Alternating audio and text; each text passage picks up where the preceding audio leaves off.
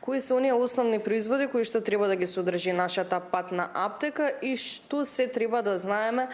пред да одиме на летување со цел нели да не си го уништиме нашиот долго очекуван годишен одмор. Токму на оваа тема нешто повеќе утринава ќе слушнеме од мојот денешен гостин доктор Филип. Докторе, добро утро, добро дојдовте во утринската на Телма, ако не се лажам, за прв пат. Добро утро, да, за прв пат. Ви благодарам вам најнапред на поканата. Најнапред, пред да започнеме со оние основни производи кои што треба да ги содржи патната аптека, колку пациентите доаѓаат, се консултираат со вас, како правилно да постапат и што треба се да знаат пред да одат на летување? Така, колку и летото да е еден од најубавите периоди кои што навистина го очекуваме во текот на целата година, навистина е неопходно да се знаат кои се предизвиците, а воедно и ризиците кои што може да се случат, односно да ни се задесат додека сме на годишниот одмор. Секако, јас најнапред би сакал да кажам, пред да отпочнеме темата, да го ставиме повеќе акцентот на тоа, иако сме ние една од најголемите ординации приватни во државава,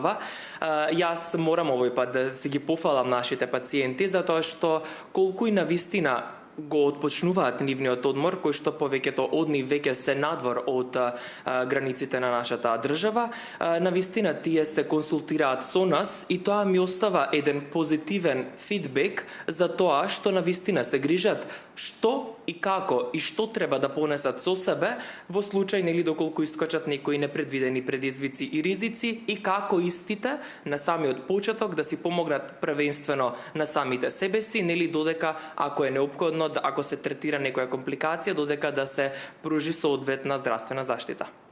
Кој е она најважно нешто кое што треба да го содржи нашата патна аптека? Тука може да ги споменам и оние убоди од морски животни, па ети во тој поглед што би требало да си понесеме со себе. Така, уште на самиот почеток, првенствено пред да одговориме што е она што нам ни е неопходно да ја имаме со себе со нас во патната аптека, јас ќе искористам најнапред прво приликата да кажам за постарите пациенти, оние кои што со себе ја имаат хроничната терапија, кој што треба да ја конзумираат редовно во определен точен временски период, со што навистина тоа остава една трага во нивната здравствена состојба. Истата е број 1 да се понесе во патната аптека, затоа што многу често истата хронична терапија бива заборавена уште кога се тргнува нели на некој подолго патување.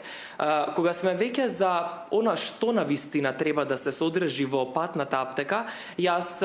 често се трудам, па дури и на моите пациенти, некако системски, структурно да ги подледам сите лекови, што е она што навистина треба и како да се понесе и што и како да се класифицира, затоа што освен што треба да се има соодветната здравствена заштита, неопходно е да се знае истата како и на кој начин да се употребува. Па така, неопходно е да имаме 4 групи, односно 4 класификации на лекови на прва помош кои се неопходни да ги имаме во нашата патна аптека. Тука секако спаѓаат на почеток лекови за здравствена заштита при проблемите со патувањето, лекови при каснувањето од било кој инсект, лекови за изгореници и лекови кои што се неопходни при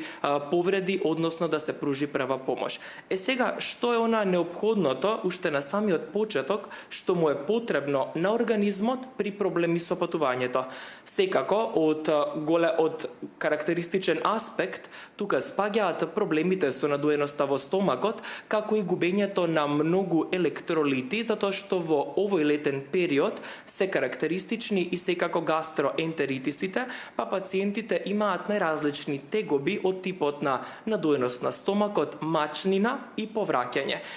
Секако неопходно е со себе да носат пробиотици и електролити, со што би овозможиле соодветна рехидратација на организмот, Односно, тоа значи сето она што е загубено да се надополни преку електролитите. И секако од неопходен аспект се лековите антипиретици, тоа значи лекови кои што се за против намалувањето на телесната температура, со што истата нели би ја спречиле за да не настане дополнително незина манифестација, односно со што во умерени граници би го регулирале терморегулациониот центар. Од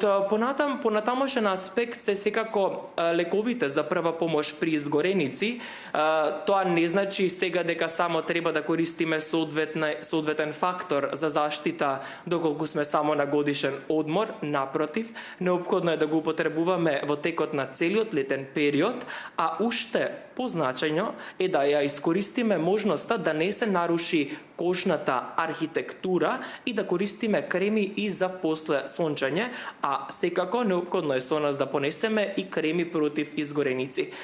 Секако ги спомнавме инсектите кои што или било кое каснување од другите инсекти, секако неопходно е да знаеме во одреден период што и на како сме алергични и дали имаме некоја соодветна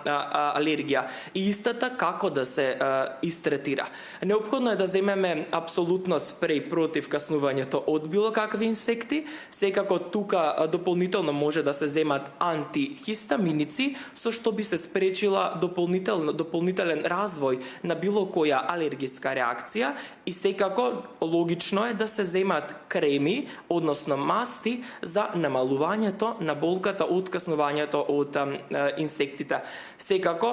неопходно е доколку нели се влошува самата состојба, пациентите на почеток од тоа што го кажавме да си помогнат првенствено на самите себе си, нели дури да дојде соодветната здравствена заштита, но неопходно е доколку се влошуваат симптомите, неопходно да консултираат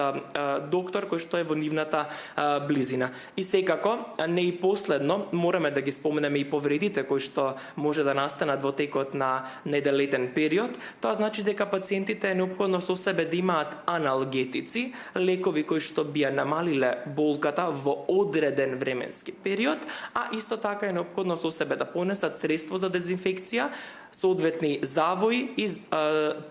дополнителни фластери со кои што би си пружиле барем основна прва помош, дури да дојде соодветниот медицински персонал. Пред самиот крај ќе ве прашам и кратко на сето ова кое што го напоменавте, дали треба нешто да се додаде доколку патуваме со мали дечиња? Апсолутно, уште на самиот почеток,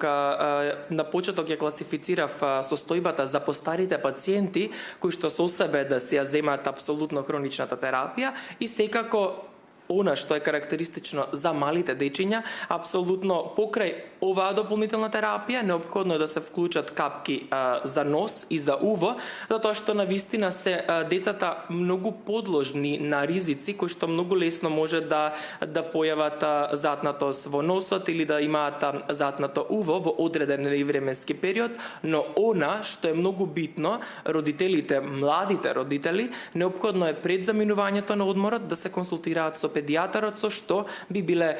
поистоветени со можните предизвици и ризици со кои што би се соочиле во текот на нивниот годишен одмор.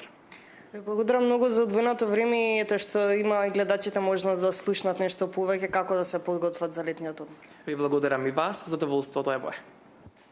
Се надевам дека навистина со внимание слушавте со оглед на тоа дека мојот денешен гостин, доктор Филип, даде еден детален извештај, така да кажам, како правилно да ја подготвиме нашата патна аптека за летување, па се надевам дека ќе ги послушате неговите совети.